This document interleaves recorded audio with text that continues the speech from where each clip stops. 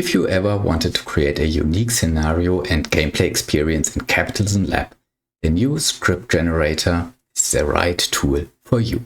The new script generator was just introduced by the Capitalism Lab development team and makes creating script files and therefore your custom scenario for Capitalism Lab much easier and much more convenient than before. Why script files? Script files have been introduced a long time ago and offer many options. And why are those options not available in the in-game user interface? Because there are a very high number of options offered in script files, which would simply overload the user interface and probably overwhelm new players who are still exploring the game through custom games. Also, some options significantly change the game balance and therefore should only be used by those of us who believe they really know what they are doing. Without the new script generator, we had to create script files manually in an empty text file in a text editor.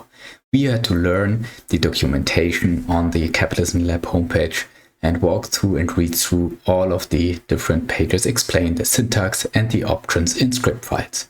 Now, with the new script generator, this gets much easier and much more convenient and less error prone than creating the script files manually in a text editor. In our session today, we will walk through the script generator in a step-by-step guide with an example scenario I prepared. Later, we will load the scenario and try it out in Capitalism Lab in a short gameplay session. Welcome to the Light Proton channel. Thank you for watching this video.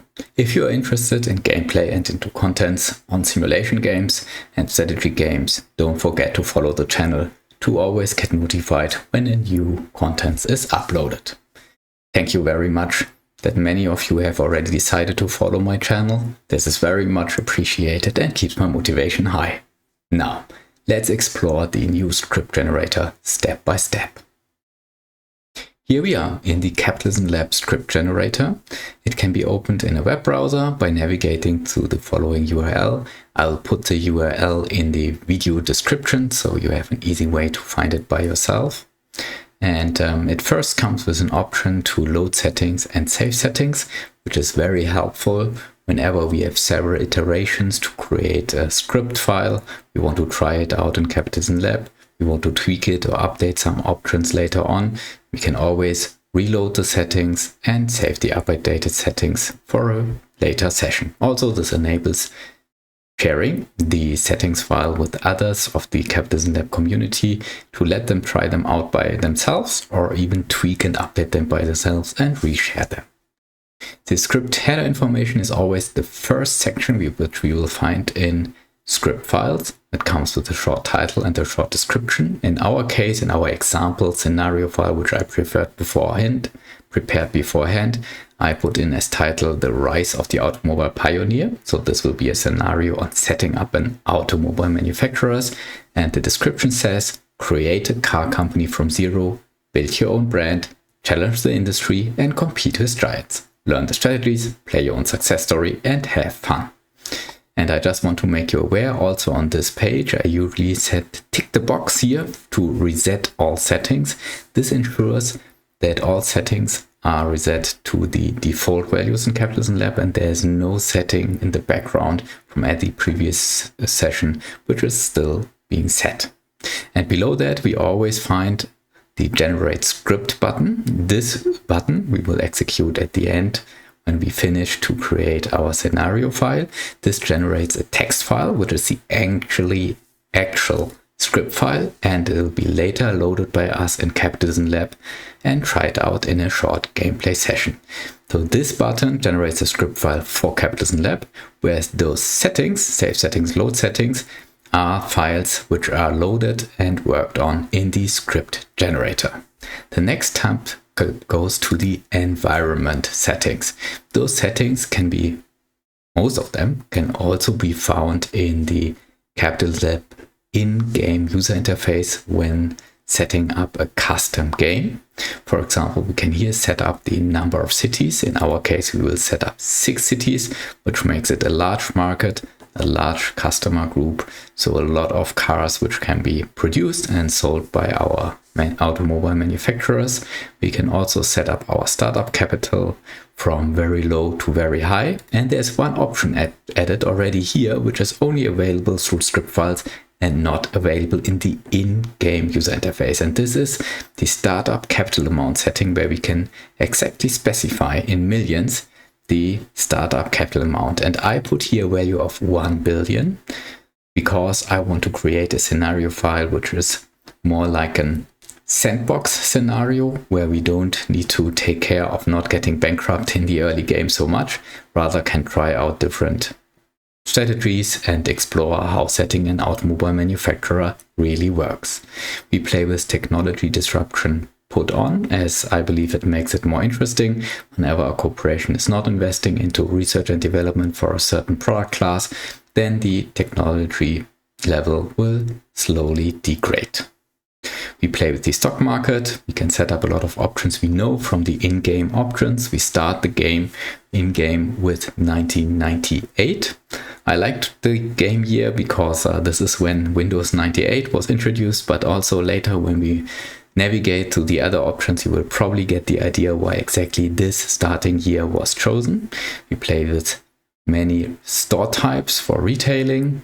We also have high realism and high volatility settings. We never have random events. And we set the initial brand strategy to range brand, also a setting which is not available in the in-game options.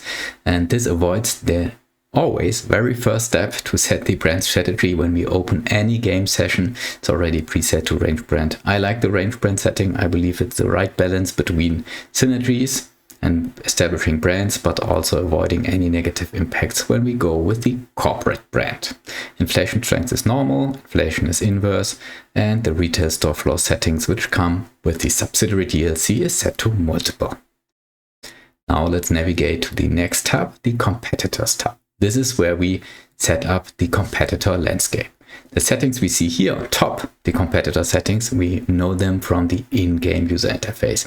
We can, for example, set up the number of competitors. I usually choose 30 to 40 competitors for a scenario. The startup capital, I set it to massive because I want the competitors to be financially strong enough to set up their industries and their production lines and supply chains. They are highly aggressive in terms of expansion and pricing. They have a high expertise level and also are allowed to do friendly mergers. This makes them quite strong and a challenging game. But remember, we also have a high startup capital, so we definitely have a chance to compete with them. And below that, there are some options which are only available to the script files in Capitalism Lab. For example, we can also influence the distribution of the company focus of all of those competitors. We can exactly specify the number of companies who would follow the diversified strategy, also the number of companies who are focused on tech or media or banking and so on. If we want to have a certain portfolio of competitors, this helps us to manage this. I don't make use of this. However, I always like to use this setting here for any scenario where we can set up the AI product expertise. For 6 companies, we define that those should have a product expertise in automobile. So up to 6 companies will definitely focus on automobile manufacturing, and up to 6 companies therefore will be our strong competitors competing against us in establishing an automobile manufacturer. And after this, after finishing to configure the competitors, we will move on in the next tab to products. Here in the product and seaport settings, it again starts with what we know from the in-game settings. We can set up the number of seaports for consumer goods, for industrial goods, the import quality. We play with only 1 industrial goods seaport per city, 0 consumer goods seaports, and with low import quality. So this means there are semi-products available, which can be used by our own corporation. However, they come with low import quality. So whenever we want to create really high quality products, we need to set up supply chains and production chains by ourselves. Constant import supply is provided with yes, which makes the game a little bit easier and does not disrupt supply chains so much. And afterwards, again, there are settings which are only available through a script file and not available in the in-game user interface. And this is the specific CPOT settings. This is very helpful if we want to ensure that we have a good start and easy and fast start in a certain product class, which requires a certain amount of semi-products. For example, in case of cars, we need a different semi-products to be able to assemble cars. And if we want to have a quick start with our corporation to sell our first car very fast, we need to ensure that those semi-products are already available right from the start of the game. That's what we can put in here. I'll put in all the semi-products which are needed in the production chain of assembling a car.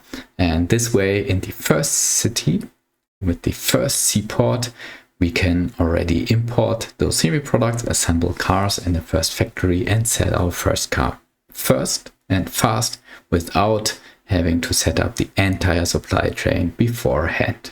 There's also a section where we can disable product classes. Those product classes, if we choose to disable them, are not available in the game at all. Neither our player corporation nor the AI competitors in this case will be able to produce and sell products of those product classes. This is a setting which applies to all of the competitors. We will not choose this option. However, sometimes this makes sense. When we create a scenario where we really want to drive competition in one or two product classes, we will disable all of those product classes and only allow any corporation of the game to produce goods of those product classes where we want to have intense competition. Next tab is the Cities tab. Here we can set options which are not available in the in-game user interface at all and can make a scenario much more engaging and much more individual than simply launching a custom game in the Capitalism Lab in-game settings. We can set up custom cities, and in our case, for our scenario, we set up in total 6 custom cities, as exactly matching the number of cities which we set up in the environment tab, and we choose a city name for each of those cities. The city name can match those cities which are available in Capitalism Lab, which are part of the internal city list and city database of Capitalism Lab, or can be a name of any individually chosen name which is not available in the game before, like our small hometown or any city which we imagined by ourselves. The city list is available in one of the pages of the documentation. This can be found through clicking on the official guide button here. So whenever on any of those tabs we need detailed information how the settings work, and those tooltips which are sometimes provided here next to the options are not enough, we can click here on the official guide button, and this navigates us directly to the documentation, to the page in documentation explaining those options shown on this tab. And there we also find the city list. This is the city database which is included in Capitalism Lab. Yeah, this is a huge list with a lot of cities from different countries all across the globe, which we will know. And in case of this, the globe X and Y coordinates on the map, the population and the real wage rate can automatically be determined by the game, by the internal city database. However, if we would like to customize that, we are able to do that. If we choose a city name which is not in the city list, then we must provide values here for the coordinates and population real wage rate to exactly specify what the game should expect and set up in our session. Just a pro tip for the coordinates on the world map. There's a very nice tool which can be used to determine the right coordinates on the world map. This can also be found on the Capitalism Lab documentation website. Here we can navigate on the world map, the in-game world map, and wherever we point with our cursor on the top left, we will see the globe X and globe Y coordinates, which we can later, when we find the right place here, which we can later simply put in here its coordinates, and the city will be placed exactly at those coordinates on the world map. We start with the city which is Seoul as our first custom city. We also specify that this has one industrial seaport, and we also provide a map seed 1 and a map seed 2. This ensures that the city map always looks the same when we start the scenario and is not randomized. It's only generated by using those map seeds. This way, we ensure that whenever we replay a scenario, the map looks the same, and whenever we get used to set up factories at certain places on the city map, we can remember those places and reuse them as before. Otherwise, the city map would always look random and different, and this would mean that we need to find the optimal places again and again every time we play it. I like to use those seed settings. And then we also have the second city, Stuttgart, we have Osaka, we have Detroit, we have Atlanta, we have Osaka, Munich, being part of our scenario. And maybe you have seen that, except for the first city, Seoul, all other 5 cities are here ticked as locked city. This means those cities are not available right from the start of the game. We are only allowed to set up businesses, firms and buildings in Seoul, but we will not be able to set up any buildings, businesses in the other locked cities. Those locked cities first need to be unlocked through achieving certain goals, which we will later set up in the Goals tab. Next, let's go to the Special Rules tab. In this Special Rules tab, we are allowed to set up options which are not available in the in-game user interface. And those special game rules significantly change the way the game works and also have a high impact on the game balance. So we need to be really careful and really think about what to set here to not have any unwanted effects. For example, here we have settings on the game speed and AI settings. We can set up a constant game speed and an advanced start for AI corporations. These settings I also explain in the Battle of Two Corporations scenario, which I'm presenting in the previous video on my YouTube channel, on the Light Proton YouTube channel. This time we will not use the constant game setting, we'll leave it empty. However, we will grant again the AI competitors an advanced start, in this case 2 years. Those first 2 years, the AI corporations are able to set up their businesses, and we simply, with our player corporation, have to wait, cannot do anything, and enter the competition 2 years later. I also changed the economic modifiers which are available here. I reduced the salaries of the C-level team to 20% of the normal values, because I would like to start with C-level persons right from the start and don't to already right from the start have high costs and paying their salary. I reduced this. I find those roles very helpful in the game to avoid some of the micromanagement we sometimes have to do, rather focusing on what the grand strategy and our approach to succeed in the game. I also changed the modifiers for training effect, factory capacity, warehouse capacity, natural resource capacity. I increased them to 250%, what we normally find, because I don't want to spend so much time in setting up a lot of factories to satisfy the huge demand from 6 cities. Instead, I want my factories to be so large and have such of a high output that already a few factories can satisfy the demand coming from all of the customers in all of the 6 cities of the game. And here on brand and natural resources, we have another section where we have special settings. I set up a fixed brand strategy, which I don't want to change anyway, to range brand. And I also enabled unlimited natural resources. Usually it is fun to play with limited natural resources and always see how competitors and ourselves after a mining location have been depleted, to find a new natural resource place, a new place to find high quality raw materials and compete against the others to secure them. However, in games where we have a high consumption of natural resources, of raw materials, where we produce a lot of products, like for cars we need a lot of iron ore and a lot of coal to produce all of the steel we need to produce all the cars.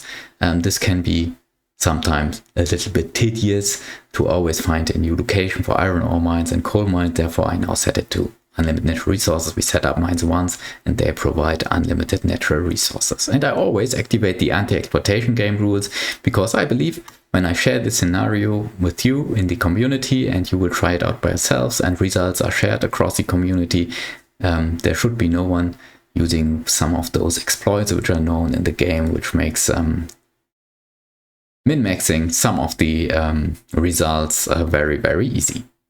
And that is for the special rules. Let's next go to the logs. Also a tab which is only providing options which are only available as in script files and not available as in-game settings. We can here log certain information center reports, interface logs by land. Yeah, we can also log certain firm buildings like the software company, like oil wells, like TV stations, and we can also log product classes. Please bear in mind that those logs only apply for the player corporation. For all of the AI competitors, those logs do not apply. This means if the player corporation is not allowed to build R&D centers, this still means that AI corporations will be allowed and will do so. This is different to disabling product classes, where the disabling product class applies to all corporations. Those logs only apply to the player corporation. And I will not use those logs for now. If you want to enforce a player in a scenario to play a certain strategy with a certain combination of firms, then this can be very useful. We don't need this in our scenario, as this will be a more kind of sandbox game where also beginners can easily get into the game and try out different strategies. Therefore, we will not put any logs here. Also, there will be no product class logs. I like to play with product class logs in very specific scenarios where the player should be enforced to play a certain product class. In our case, though we want to focus on automobile manufacturing, also whenever we would like to do it, we could also produce any other product class. Here, a pro tip, a very useful approach is to first log all product classes and then only unlock those which should be available for the player corporation. The next tab will be the player expertise options. Those are also only available in the script files. And here I put for the general expertise of our own player character for farming, manufacturing, raw material production and training 70 points. This will help us to quickly scale our business and also be competitive against our AI competitors. And also I granted us the product class expertise automobile, also with 70 points. Those 6 competitors which also have the product class expertise of automobile, some of them will be higher than 70, some of them will be lower than 70. What does it mean in our gameplay? This means that the R&D advancement in our R&D projects will be faster or slower against the others. And next, we will go to the DLC settings. This is a long tab with a lot of options which come with all of the different DLCs. In our scenario, we will not play with the City Economic Simulation DLC, so I will skip those options here. The reason is that with the City Economic Simulation DLC, the cities are smaller than playing without it, and the market gets smaller, and sometimes it makes the scenario a little bit more challenging. I don't want this, that's why we skip it for now, but we will play with the Digital Age DLC, because I really like the talent system. I like to headhunt the highly talented researchers from the competitors and pay them a higher salary. This is why we play with the full talent system of the Digital Age DLC. However, in our scenario, we don't want to focus on developing an operating system or different softwares. So that's why we set the Disable AI Digital Company setting to yes. So therefore, there will be not any competitor developing an operating system. Therefore, the software industry will not be present in this game. However, e-commerce, internet companies as well as telecom companies will be available and also be set up by the AI competitors. We also play with the banking and finance DLC. I set up quite a few settings to fine-tune how the DLC and how banks work to make it more realistic. And also here I enabled basically everything except for the global stock market, because this should not be a scenario so much where we play around with stocks and try to generate income by purely trading stocks on the global stock market. And additionally, for the service industry DLC, which I really like a lot, providing shopping malls and providing import companies, export companies, logistics companies. I enable this. I enable all of those firms provided by the service industry DLC except for the general stores. Shopping malls come with very nice synergies and demand boosters, customer traffic boosts. That's why I always like to play with shopping malls. Import and export companies are very nice to have, and also logistics companies can add a nice revenue stream to our corporation. And then as last as the experimental DLC, here we can set up some of those settings which probably will be part of the base game or any new DLC in the future, but now are under experimental state. We will try out the built-in advertising unit setting. I put this to yes, and also the farm extension I put it to yes. I think it's very interesting to try this out and see how it works. And then we will move on to the goals tab. And this is with the goals tabs where we will make our scenario not only a session with a certain environment, competitors and certain settings, but also a scenario where the player corporation has to accomplish and achieve certain goals. It always starts with the main goal, and this main goal decides whether the player corporation will be successful in the scenario and wins the game, or whether the player corporation will be losing the game. If we achieve the main goal, then it's winning the game. If we don't achieve the main goal within the specified time frame, then we lose the game. The goal header comes with the goal name. This is called Rise to the Top in our case, and with a short goal description, which in our case says Rise to the top of the automobile industry, make it a 100 billion annual revenue company. The time limit is 50 years, so this is quite easy and should be sufficient to accomplish this goal. So this is rather aiming be like a tough competition game, but at the same time having enough time and enough money to try different things out, and also be beginner friendly.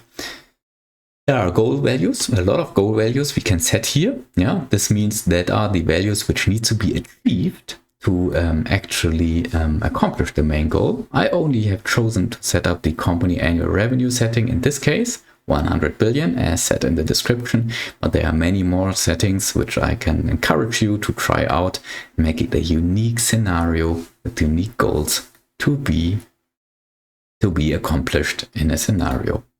There are also goal rewards which we can set up. In the case of the main goal, I only set the score of 1000, nothing else.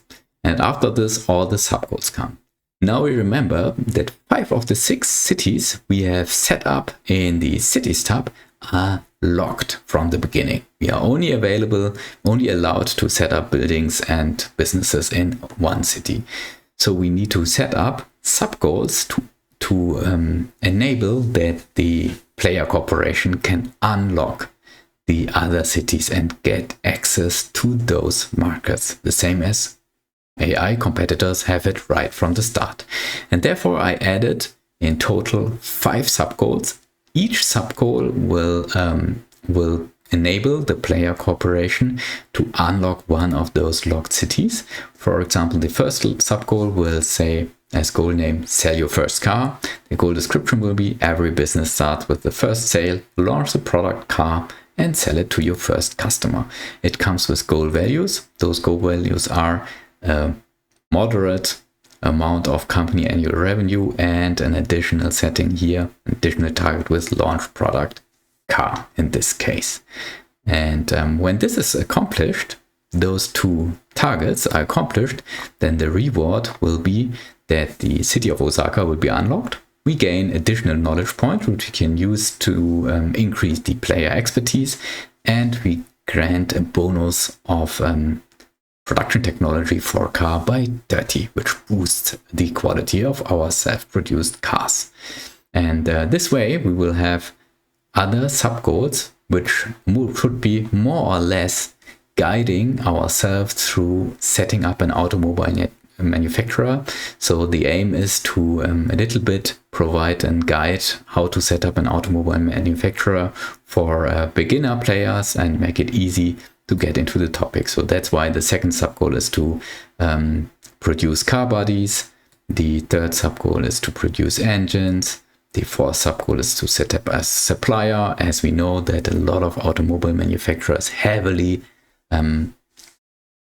depend on a supplier network who will provide semi-products which are required to assemble a car, however, are not of strategic importance to the automobile brand. And the fifth sub-goal will be to switch to electric cars, because after the year 2005, the race for electric car technology starts. We can launch R&D projects on developing the technology for batteries, for electric cars, and then launch the electric cars. So I believe this is a very interesting scenario where after we have started with combustion engine powered cars, we will later switch to electric cars.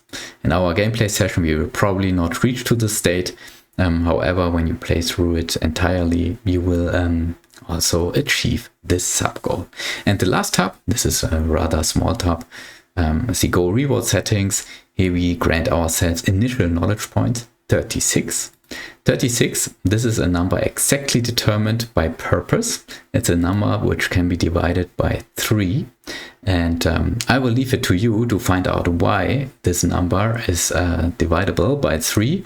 If you know that, and if you identify the reason for that later in the gameplay, put in the comments and I can tell you whether this is correct or not. And of course, we will enable the knowledge point system.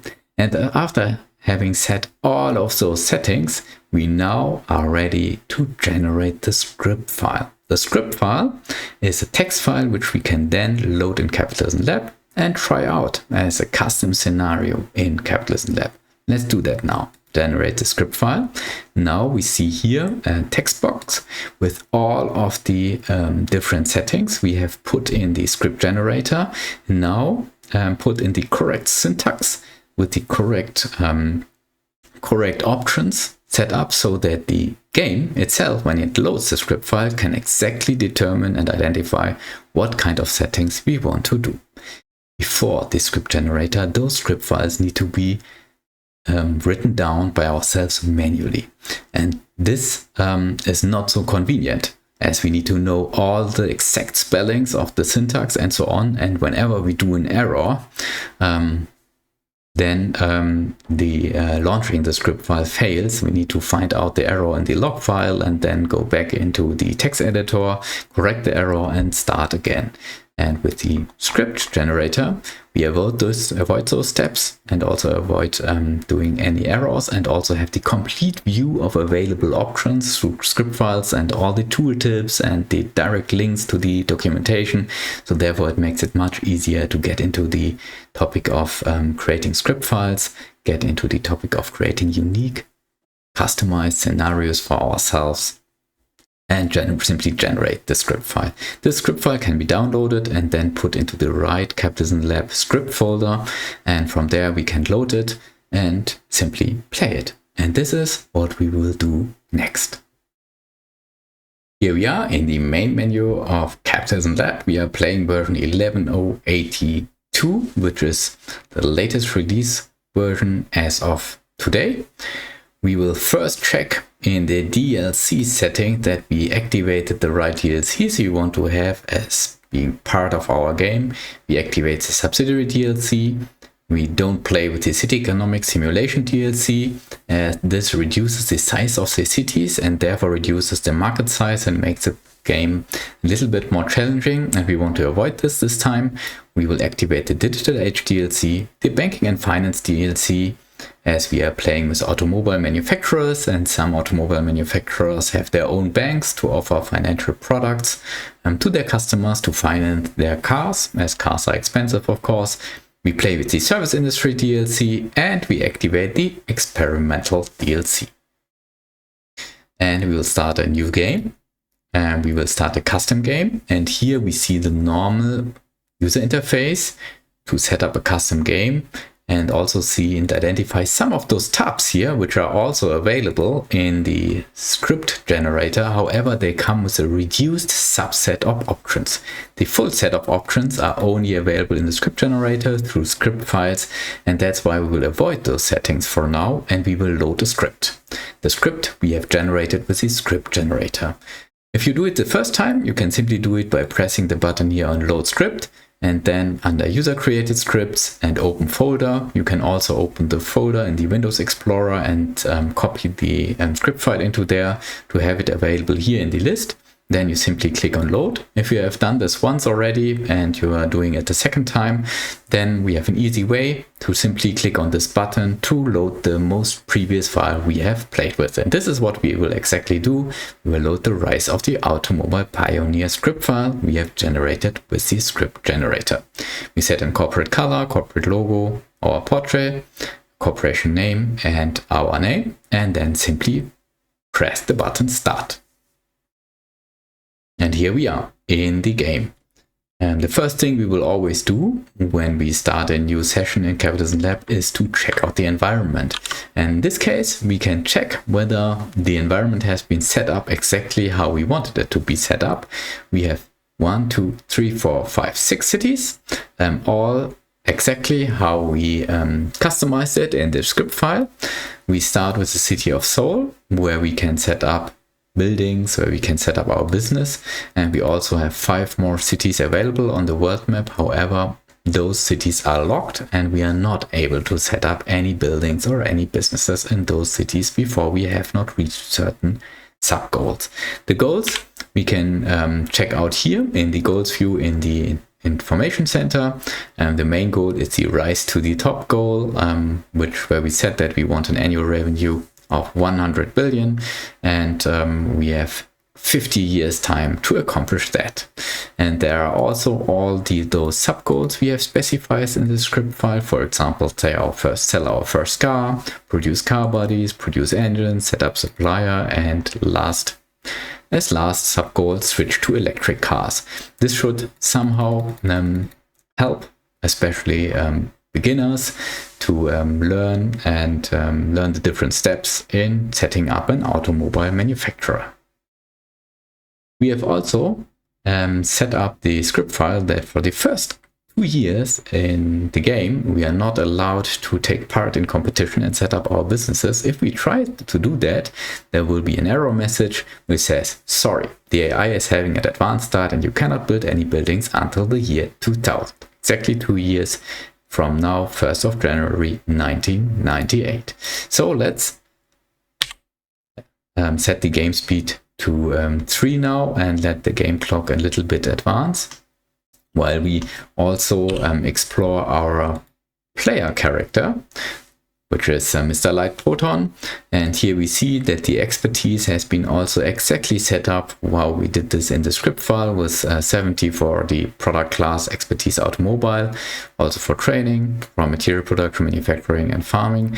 We have available still another 36 knowledge points as we wanted this according to the script files. Those knowledge points we could now distribute across those different categories here to boost our business expertise, but also there's another use case for those knowledge points which we will explore later, and you will see how we can also get value out of them in a different way.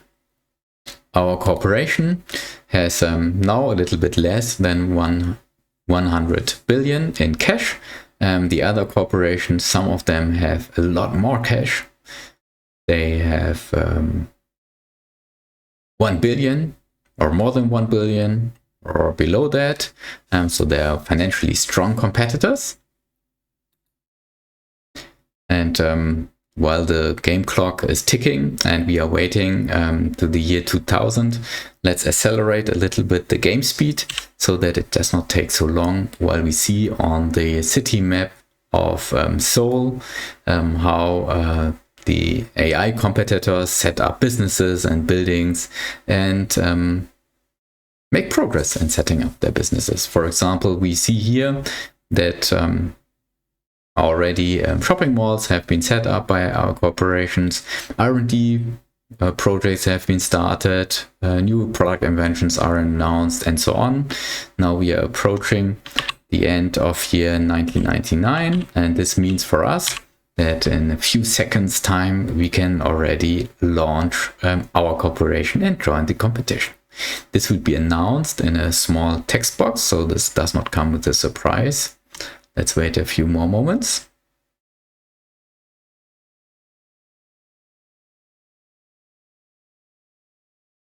And there we are. The advanced start period for AI has ended. Now you may join the competition. And this is where we would pause the game first and check out our next step. So as we said, the subgoals are designed in a way that it navigates ourselves, guides us ourselves a little bit through how to set up an automobile manufacturer. We will simply follow what is asked to us to be done. We need to set up a factory to produce a car and launch it onto the market. Now we remember that in the first city, and this is the city of Seoul, in the seaport, all of those semi-products that we require to assemble a car are provided. This means this should not be too complex and difficult task for us. We will simply set up a new factory. We will set it up somewhere not too far away from the seaport, providing the goods, semi-products, and not too far away from where we want to sell those cars, which is probably in one of those shopping malls. Let's put the factory here. A car is produced, and this we can always check out in the information center in the manufacturer's guide by using 3 semi-products: a car body, an engine, and wheel and tires. So the layout of our factory will be the following. We will require 4 purchasing units, 3 manufacturing units, and 2 sales units. We link them accordingly. And then we link the purchasing units to the seaport. We'll need wheel and tires. We'll import them from the seaport. We see already that there is demand, shown by this, indicated by this red bar. So someone else is already producing cars, I guess. The overall quality is 45. The price is almost 300. So the overall product rating is 64, which is okay. Quality is not so high, as we remember in the script file we said you are only allowed to import low quality products from the seaport. We will now select that. We will do this also for the second purchasing unit here. And then for the centered one, we will link to the engine provided by the seaport, and the third one we will link to the car body provided by the seaport. And now when we resume the game, the car is already produced and provided by the factory. We reduce the price which we have to pay to the factory, which is produced by the car, so that the margin will be managed in the selling point in the retail store. This car is being produced now. This means now we need a retail store to actually sell it to our customers. And as said before, I always like to play with those shopping malls, as they will boost customer traffic and provide some nice synergies in demand. Let's check out those shopping malls. This is a shopping mall with an overall rating of 19. Let's check out the other one. This one comes with an overall rating of 21, which is a little bit better even. And the third one comes with a shopping mall overall rating of 33, which is even better. Let's choose this one and set up a store here. There is already an automobile outlet. Surprise! Competition is already here. So this makes the game interesting. We set up an automobile outlet by ourselves in the same shopping mall and try to compete against the competitor here. We go into the automobile outlet, and here we can set it up by ourselves. I always set up training to the maximum so that the experience level of our units improves over time, and the output and efficiency of those units improve. We will start with a purchasing unit and with 3 sales units. This is the most efficient setup because 1 purchasing unit can easily supply 3 sales units. We link to the car, which is provided by our own factory, which comes with quality of 35. And now it is provided to the sales units, and we can sell it to our customers. And before this works, we need to manage the overall rating of the product. It's currently 20. The city average, city overall rating is 38, which is a bit higher than our 20. So this means we need to change our product so that we achieve a rating which is at least 38 or even higher, so that it's an attractive product which customers are really willing to buy. The overall rating of a product is determined by the brand, quality, and price. whereas the brand needs to be improved by advertising campaigns. We will do that in a minute. The quality is determined by the technology level we have and by the technology level of the input products we have chosen from the seaport, and Summit is 35, and the overall price is currently 17k, a little bit higher, and this together makes the overall rating of 20. To quickly improve our overall rating, we will simply reduce the price in a way that it's outperforms the city overall rating. That's the only thing we can change just right away. And now when we resume the game, we will see that demand increases very, very quickly, and customers come to our store and buy our first cars produced in our own factory. And as demand is so high right from the start and our sales units are not able to meet the demand, we will right away add another purchasing unit, more sales units, link them to our purchasing units so that they are supplied by cars. Also link this purchasing unit so we are able to sell more cars. And now another step is to also increase our brand rating. This we can do as we have activated the experimental DLC and enabled the built-in advertising unit. We don't need to set up an advertising unit here in this layout. There's one built-in advertising unit which can be reached here by pressing on this button. We can link to a media company. We will probably choose this one, yeah, the radio station. And then when clicking back on the car here, we can set up an advertising budget. Let's max it out to quickly increase our brand rating. So we will now, right from the start, spend 500k per month for advertising campaigns to boost our brand awareness and therefore also boost the overall rating of our product. When we improve our brand rating, also later our quality rating, we can increase the price to compensate for that and manage the overall quality rating so that we have a nice margin, but still are higher than our competitors. Managing advertising to improve the brand is something which sometimes can be a little bit, mean a little bit of micromanagement. And if we want to avoid this kind of micromanagement, we can do a simple thing. We can hire a CMO, a Chief Marketing Officer, to exactly take care of this task. And this is what we will do now. For this, we will set up a headquarters, probably right here in a suburban area. We will add here in the layout all of the units we are able to set up in our headquarters. There's an HR department, but also all of the C-level offices, and last, a real estate office. In the CEO office, we can grant ourselves an annual salary. At the moment, it's only 100k, as the company is still small and not earning so much money. Actually, it's having losses right now in the first days of the company's lifetime. And here in the CMO office, we can now look for candidates and hire someone who has a very high marketing expertise. Let's check out who could be the right person for us.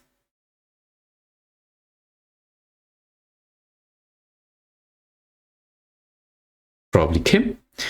We can here go to the carry. No, this is not possible. That's an independent investor and we are not able to hire independent investors. At least this person. There's also Lee.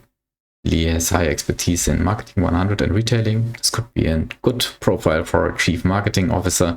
So let's hire him. The salary is a little bit more than 2 million per year. Usually it's much higher. As we change the modifier in the script file, this is not too high right from the game start. And the target brand rating should be maxed out. And the CMO can choose the media firms and decide the advertising budgets to manage this target brand rating. Now we have the CMO, and right now, as a next step, the CMO will start to manage the advertising budget to maximize the brand awareness. Now the CMO decided to reduce it. Probably it's enough to quickly gain brand awareness. We will simply leave it like that. Also, when we improve the brand rating, let's make a little bit of progress and maybe see in a few minutes that the brand rating already improves. Let's accelerate a little bit. And the brand rating improves. Here it's now 1. on a scale from 0 to 100, then the overall rating of our product also improves, as we don't want to make it too high. This means the price is too low. Also, each time the other parameters increase, we can also a little bit increase the price. Also, this is kind of micromanagement over time, and if you want to avoid it, we can also hire a COO who will take care of the pricing. And this is where we go in the headquarters, in the COO office. And here in the COO office, we will choose a person with a high retail expertise once again. Probably Sophia. Hire as Chief Operating Officer with a salary of almost 3 million per year. Here we have a little bit more options to manage the management policies. We will instruct her to rather maximize market share than maximize our profit margin. The CEO should not change anything regarding our supply chain and also not change the budget. This is what we will manage by ourselves. And now a second step. So that the COO really gets active, and we need to appoint the COO as a manager of our retail stores, so every new retail store and every retail store. Now we see this change by indicated by the other profile picture, and we will also see over time that now the COO will change the pricing and manage it in a way so that we quickly gain market share. Market share is indicated here in this pie chart.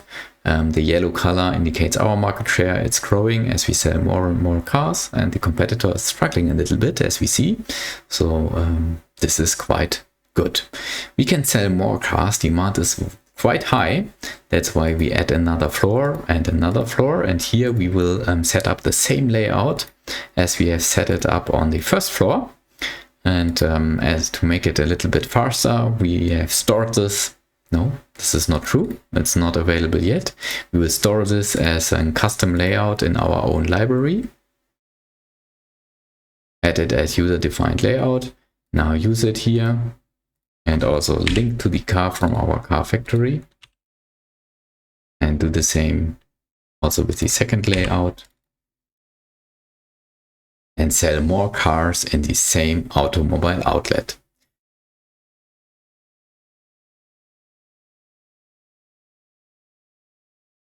Now something happened. Our COO decided to massively increase the price of our product.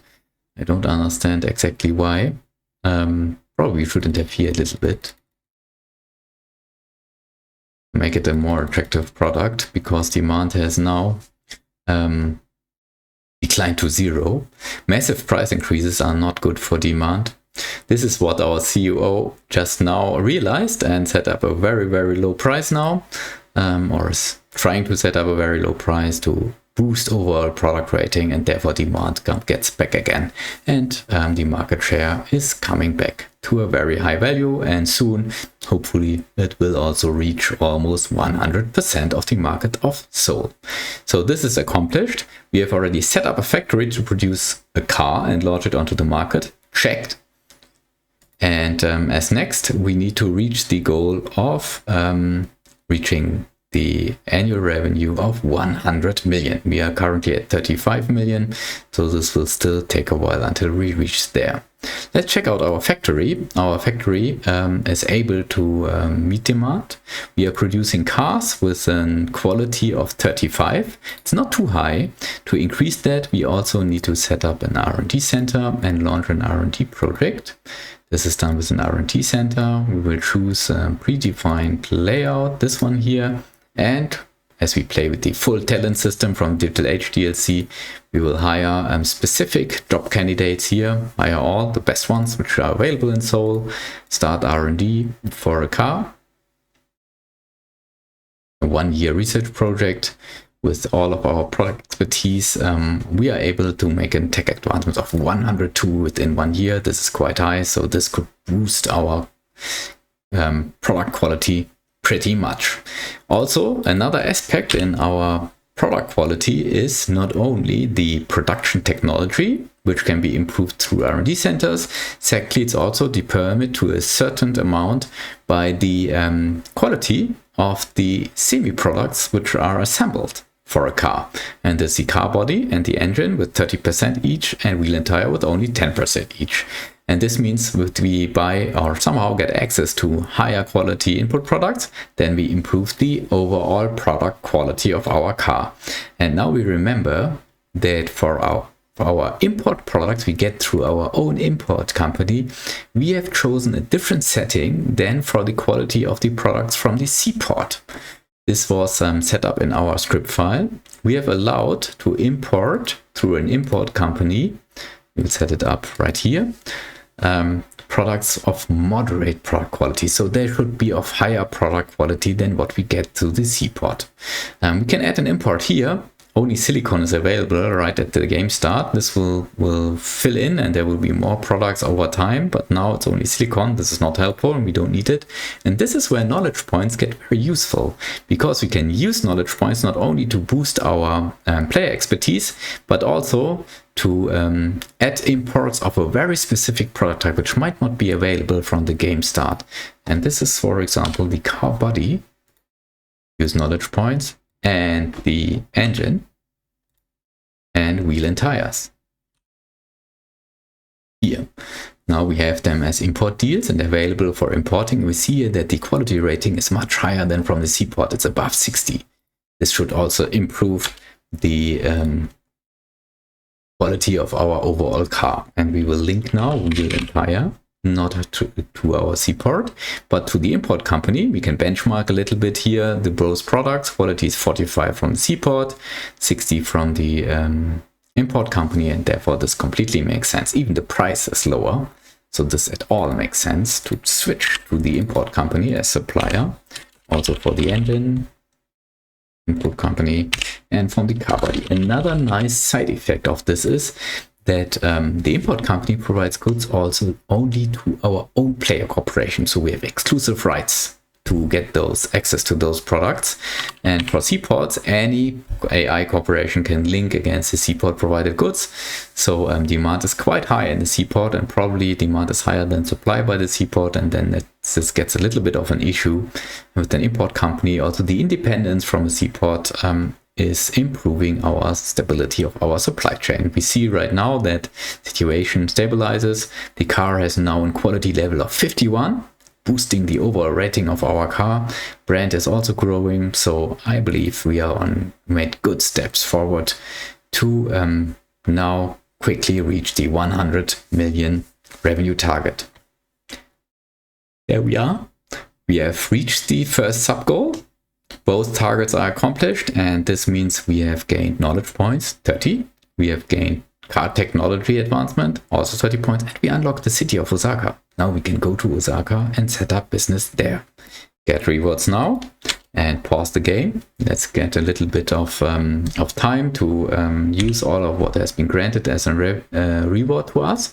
We go to our own person and to our own expertise. And here, those 30 knowledge points we have been granted, we can use them and spend them now to any business expertise. I would like to use them to boost our automobile expertise. This will even improve the technology advancement in R&D centers when we do R&D projects on automobile, which is very helpful against our competitors. Also, to further boost our R&D development and R&D speed, we can also hire a CTO, the last open position in our C-level team, someone with high R&D expertise. Elizabeth, hire as Chief Technology Officer, and we will appoint her. And this is done automatically, actually. This is not done automatically right now. We will appoint her as manager of our R&D centers, every R&D center. And this will even improve the efficiency of our research and development units a little bit, as the research and development expertise is 100, compared to us only 70. Now we are able to set up business in the city of Osaka, as has been unlocked. Just for the records, let's try to set up a business in a locked city like Stuttgart. And here we see in the building menu, there's an error message. Sorry, you don't have the permission to set up the business in this city. Now we go to Osaka, and in Osaka we can do the same as we have done it in Seoul and set up automobile manufacturing and selling our cars. Let's first start with the retail store in one of those shopping malls. This has a shopping mall rating of 79, very attractive. 20, 58. Let's go to the 79 one. Let's check out whether there's still space, which is open. Yes, this is the case. And now we will first go back to Seoul. Copy this one, duplicate this one in mall. Move back to Osaka here. Set up a store, existing firm, and replicate it here. This makes it faster to set it up. It's directly linking, having all the layouts linking towards our car factory, and therefore directly providing cars to this market. Our COO is managing the pricing. Our CMO is managing advertising so that we also gain brand awareness in the city of Osaka. And this way we can now sell the electric car. And this seems to work. There's already one competitor also there, but we see that we are starting to sell cars here, and we are selling more and more, so the market share should grow over time. We also see that when transporting, let's open the world map, from a factory from Seoul to Osaka, between cities, the freight costs, the transportation costs are quite higher than within a city. We can check this out in the purchasing unit in the supplier view. We see here that we have costs from truck to supplier seaport, cargo ship to city transport, and back from the seaport to the endpoint, this retail store. And this makes total cost of almost $2,000.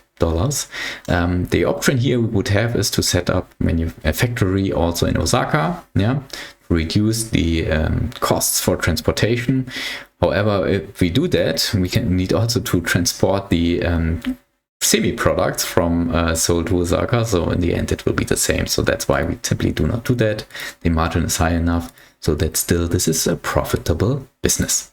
Let's move back to Seoul. Let's check out whether our factory is still able to satisfy demand. This is at the moment the case. The next sub-goal demands from us that we set up a factory to produce a car body and launch it onto the market. Let's do that. Let's set up a factory. We'll set it up not too far away here. Like that. We maximize training, and let's check in the manufacturer guide what it is required to produce a car body: glass, plastic, and steel. So this means, again, 3 input products, 3 manufacturing units, 2 sales units for purchasing units required. We'll link everything like that. We need a lot of steel. That's provided by the seaport once again. Also glass. And also provided by the seaport of Seoul, as we have defined this in the script file. Now we are producing our own car body. Here it is. We will reduce the price. We still allow the factory to earn money, but not so much. And now we need to link the purchasing unit in the factory which assembles the final car to our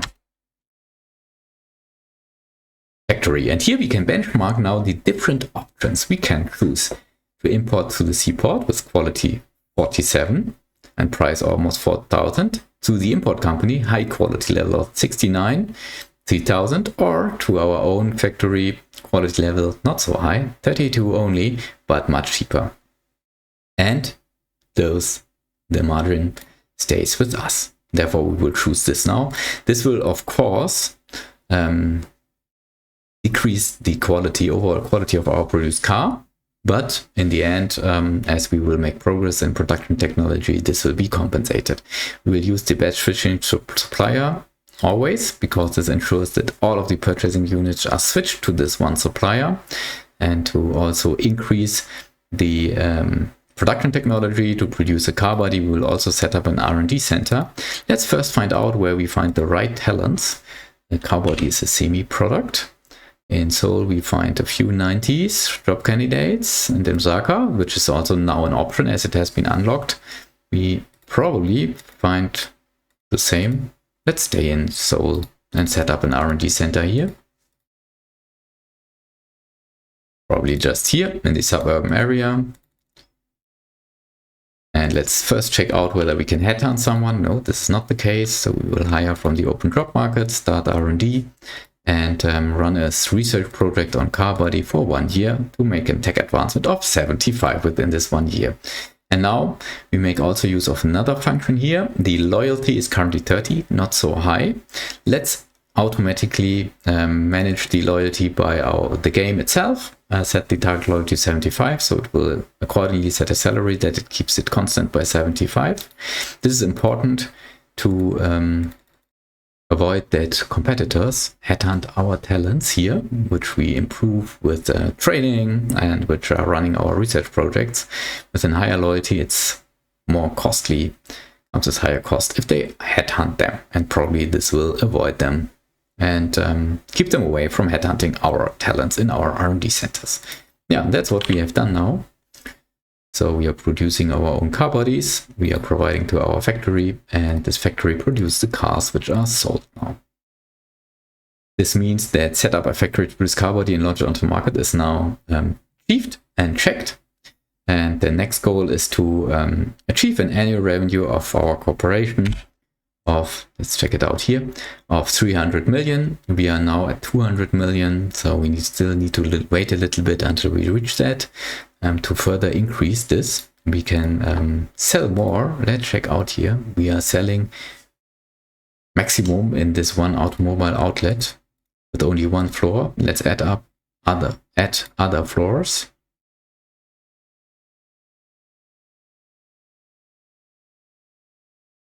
To sell cars also here, more cars.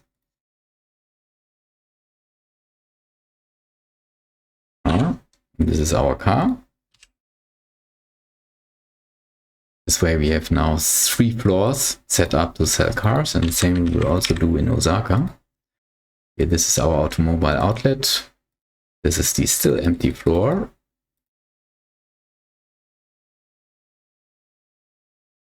And let's also purchase and sell those cars here on the second floor.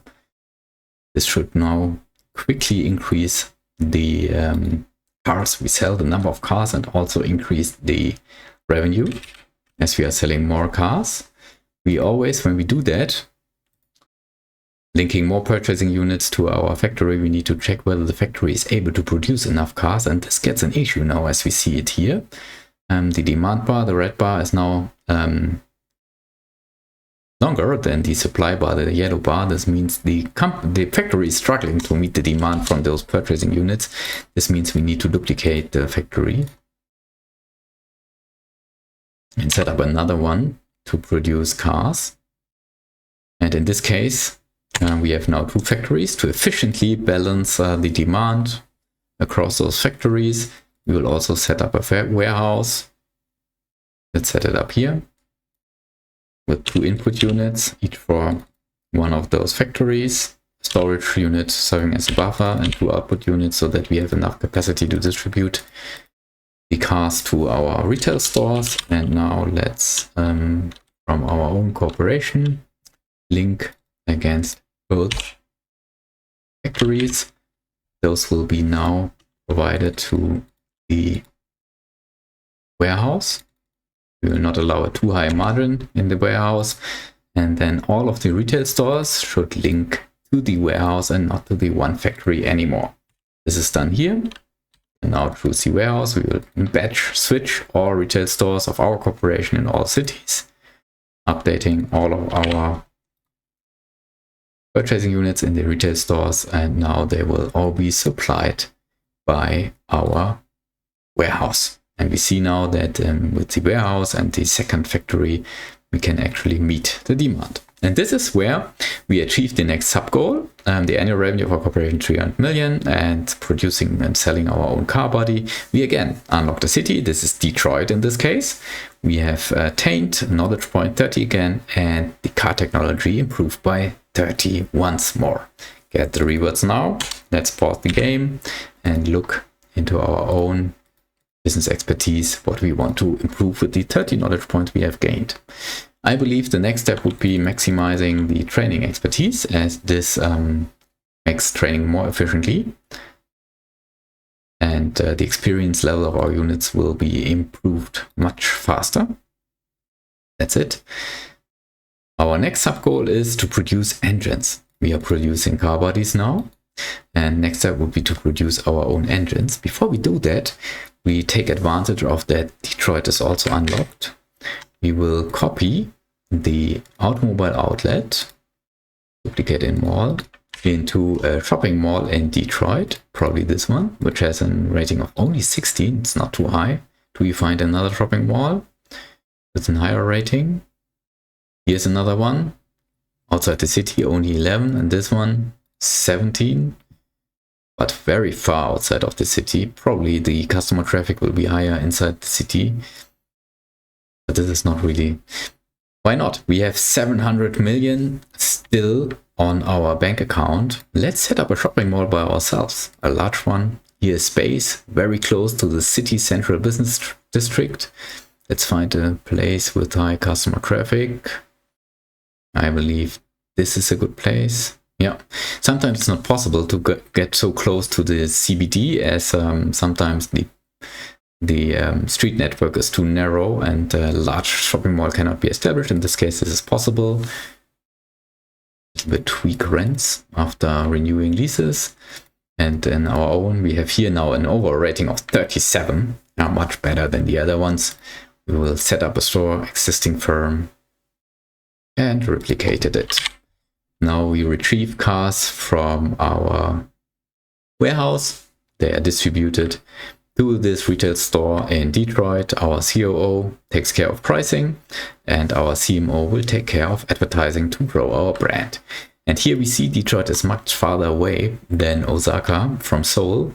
We can see that the costs to ship the car from the Seoul factories to Detroit are much higher. It's almost 4,000 now, but we leave it like that. I believe still that it can work to generate revenue from this. Now let's once again in Seoul, check out whether the supply of cars is enough. We are struggling. I think it can be enough. Let's leave it like that. What about car body supply? This gets a little bit tight. So also here we should replicate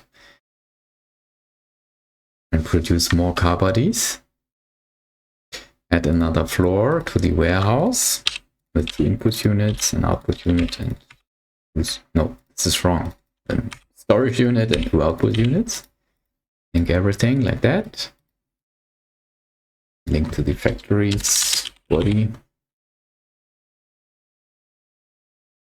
This one, and also this one.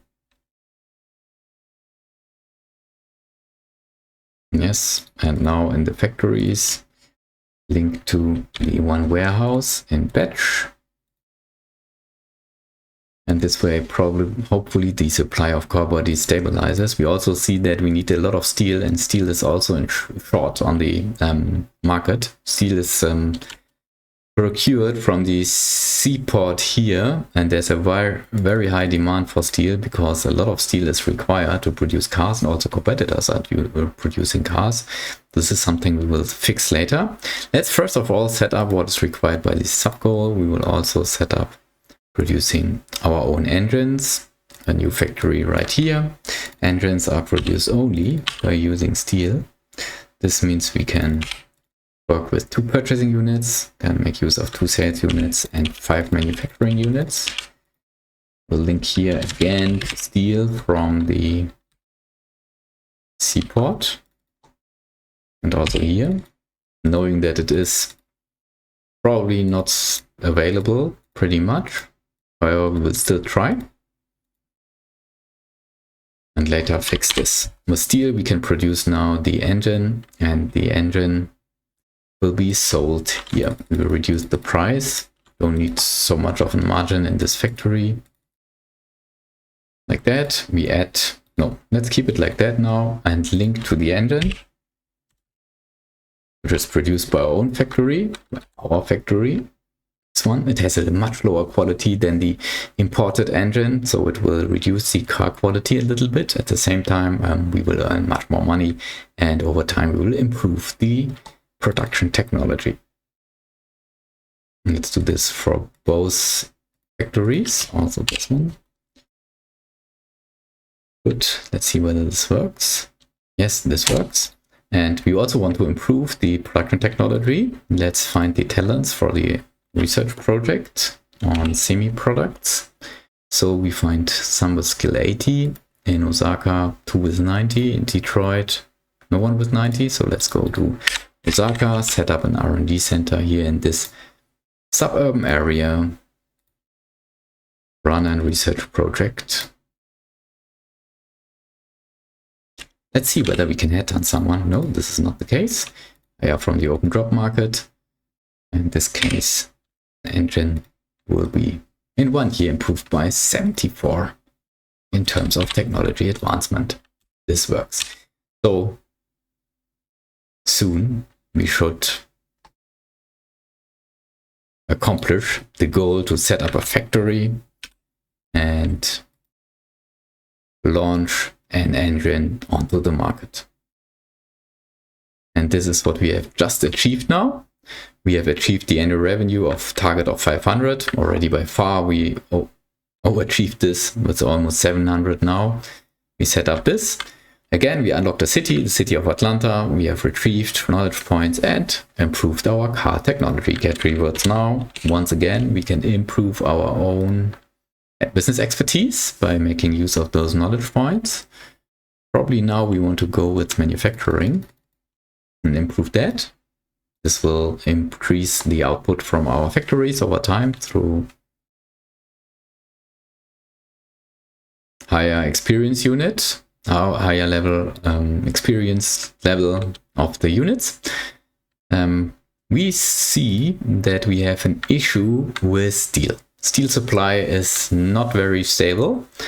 We are waiting. Most of the time our manufacturing units are waiting for steel supply. We see that steel, the purchasing units, has issues to meet the demand, internal demand of manufacturing units. There's a long red bar, but a very tiny yellow bar. And we also see that the capacity, the utilization of the manufacturing units is very, very low. 6%, 21%, 13%. This means they don't retrieve enough steel, raw materials, to produce engines as they could. Let's produce steel by ourselves. The next sub-goal is to set up our own supplier. And let's set up a supplier to produce steel and supply it to our main corporation. A new subsidiary can be set up in the financial actions view in the information center. Just here, scrolling down, set up a new subsidiary company. We will call it Lightwave. We will grant 250 million. We will transfer this from our main corporation into the subsidiary. We need to appoint an CEO. Let's find someone with high raw materials expertise and manufacturing.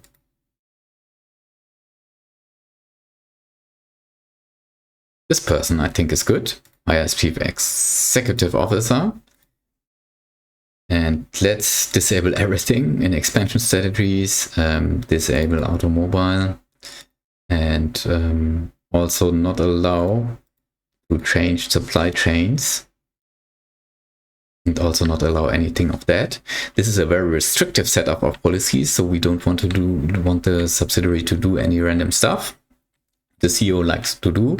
We want to exactly set it up and manage it according to our strategy. So therefore, it will not so much get any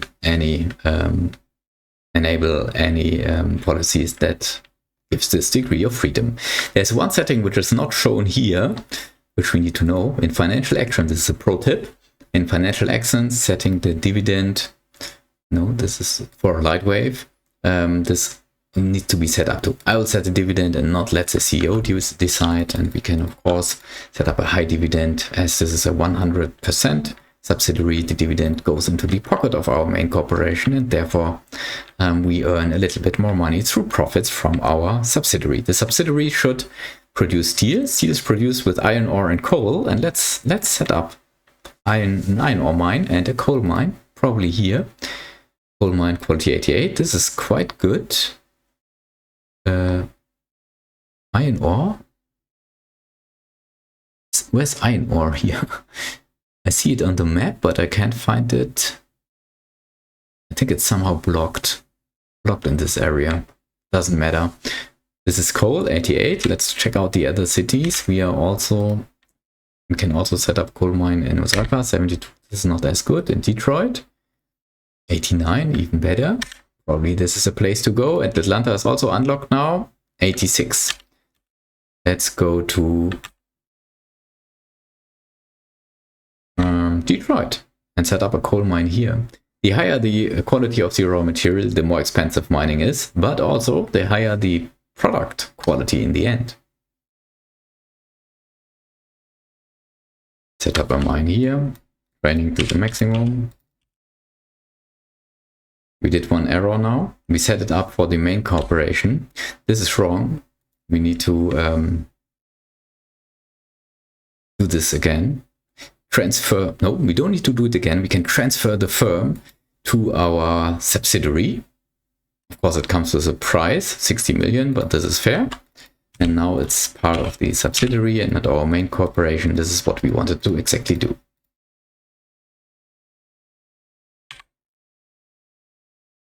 Yeah, there comes coal. Let's now find a good place to set up an iron ore mine.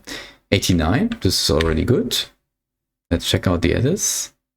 69, this is not enough. Here I don't find the location. I don't know why. It's somehow hidden here. And in Stuttgart, it's not unlocked yet. Osaka, there's iron ore, but probably it's blocked. 56, not interesting anyway. 89, so let's stay in Detroit. Set up a second mine here. For iron ore, training to the maximum. Again, here we transfer it to a subsidiary. Another way to setting up firms for a subsidiary is to switch to the subsidiary in the building menu. I will show that in a minute when I have set up the mine. This is the case now. Here, iron ore is mine. So if we here in the building menu switch from controlled companies from LP Corporation or main corporation to Lightwave, then we will directly set it up as a firm in the subsidiary and not have the need to transfer our firm. Now we have iron ore and we have coal. Now we can set up a steel factory. And this steel factory we will not set up close to the mines, which could make sense to avoid transporting raw materials. We will set them up in the city where we need the steel. What is the reason? Transporting raw materials is much cheaper than transporting a finished good, even a semi-product.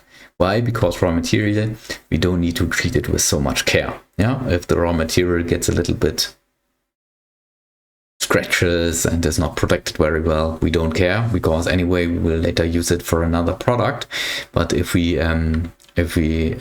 transport a semi-product or a final product even, we need to handle it with much care, because if there's any scratch or anything broken with the products, then our customers will simply not buy it anymore. So now with our Lightwave subsidiary, we will set up also a factory, a large factory, close to where we need this.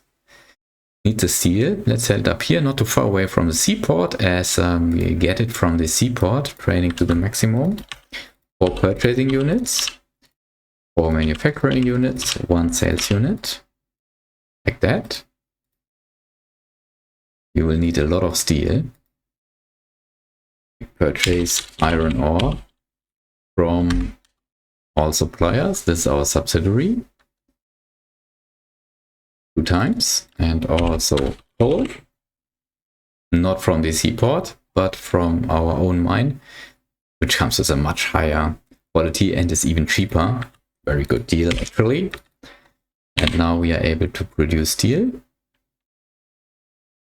Here it is. We will also set up under our subsidiary a warehouse. Here.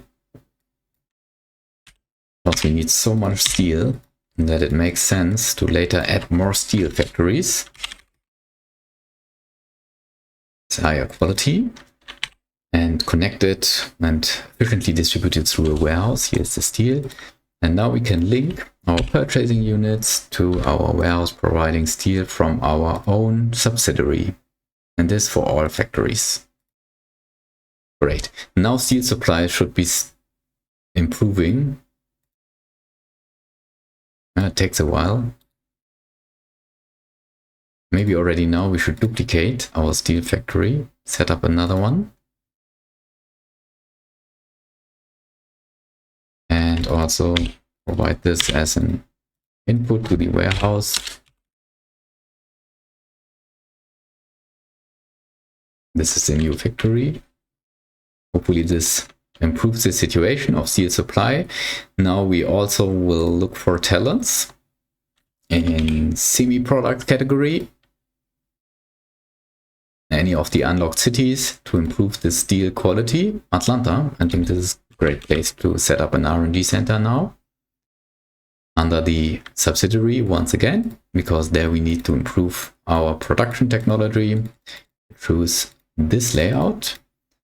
Probably we can headhunt someone. Yes, we can headhunt highly skilled researchers from our competitors. Let's headhunt them. They all have level 100.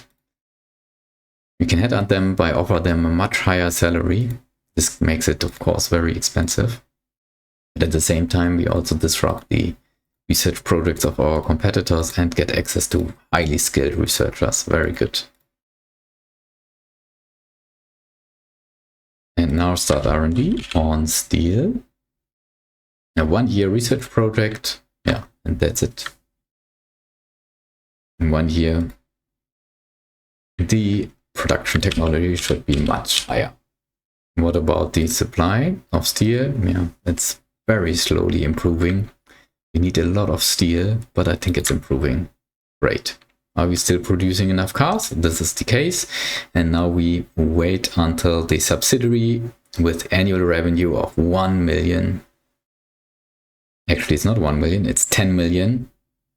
Yeah, at the moment, we are having a revenue of currently 1 million, so we need to wait a little bit till this goal is achieved. One subsidiary with a target revenue of 10 million. This takes a while, probably a month or so or longer.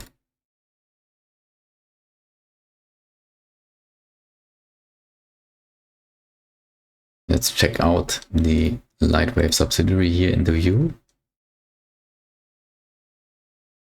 At the moment we are making losses. So this will take a little bit longer. What we can also do is, not sure why this is the case. Yeah, now for this for those factories, they get slowly profitable, and hopefully also revenue should improve. What we can do meanwhile is to also produce wheel and tires in our subsidiary.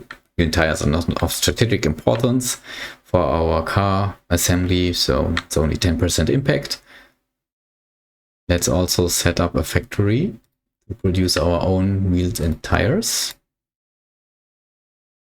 Probably here.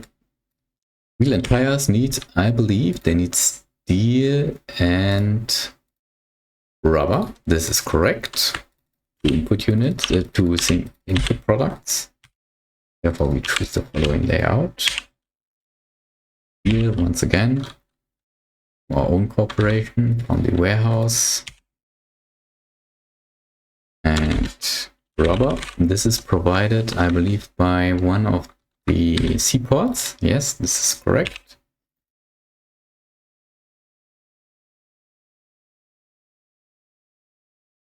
Now we link to the manufacturing units and also to the one sales unit. And here we have wheel and tire. And this we can now link to purchasing units here, wheel and tires.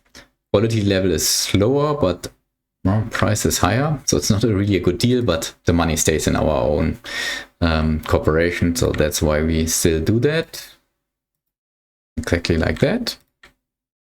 We can even produce rubber by ourselves with rubber plants. We don't have enough money at the moment.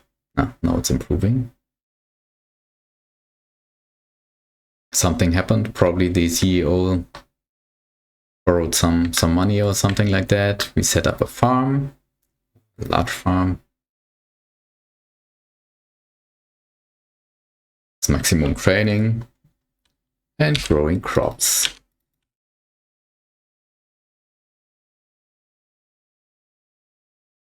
Thinking everything, growing the rubber plant.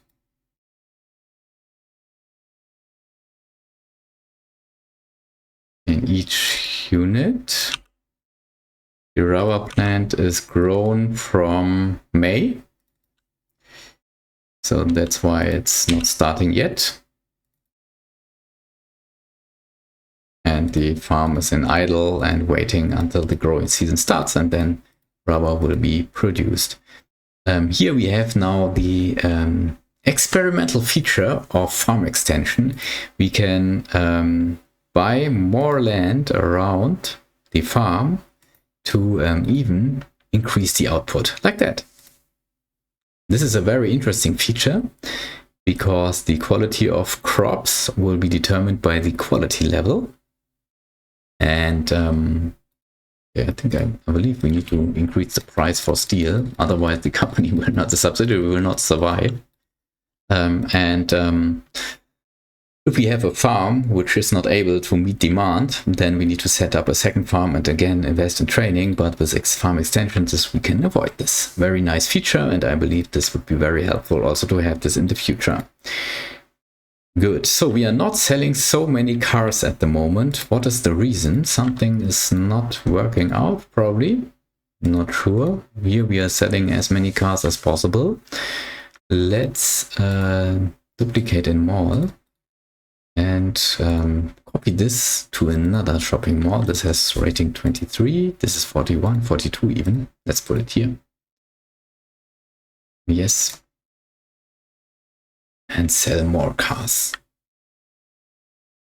And boost our corporation revenue. It's already more than 1 billion. We can also set up one in Atlanta. I believe we are not yet there. Duplicate a mall. Yes, let's go to Atlanta. And here we will find a shopping mall with a high rating, I believe. 36. 33, 20. Let's choose this one. Set up existing firm. Exactly. And now also sell our cars in Atlanta. Very good. We can check out in the information center where we stand with selling our own cars, products, cars. When we go to the dominance view here, we see that we are first in rank with a overall market share of 33, which is quite good. Well, let's go back to Seoul.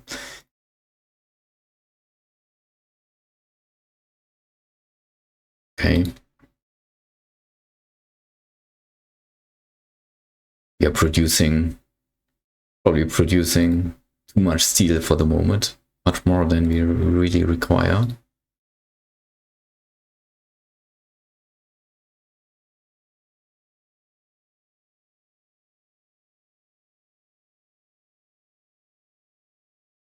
Engine supply is fine. Core body supply is fine. Car supply is a little bit short. Let's add another car factory.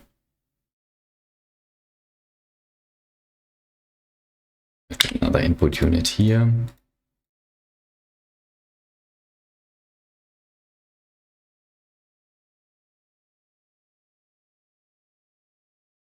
And produce more cars. Let's check the financials.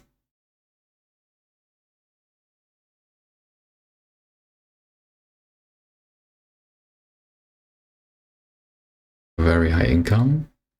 Let's check the financials of our subsidiary. Yeah. The operating revenue is quite high. At the moment, we are still not meeting this goal with one subsidiary. Annual revenue of 10 million.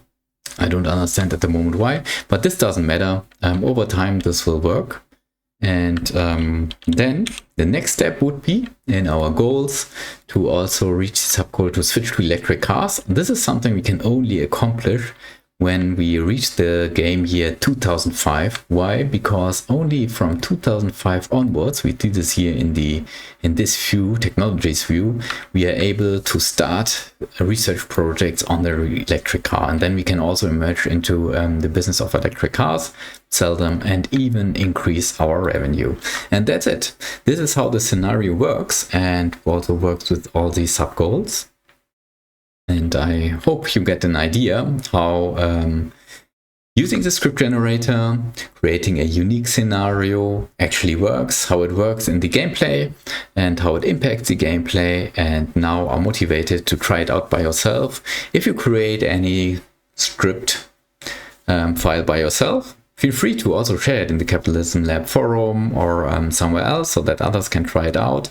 And also, if you like, download the settings file for the script generator for exactly this scenario from the URL I will provide in the video description. And from there, also try it out by yourself, probably tweak it a little bit, change a few, play around with the settings. And if you find a very good scenario and a combination which you think is worth sharing, feel free to share it also. And we have a comparison of different settings files which provide different experiences in this scenario. Thank you very much for watching. Don't forget to also follow the channel if you're interested in more videos on Capitalism Lab gameplay and content on simulation and strategy games. Thank you very much.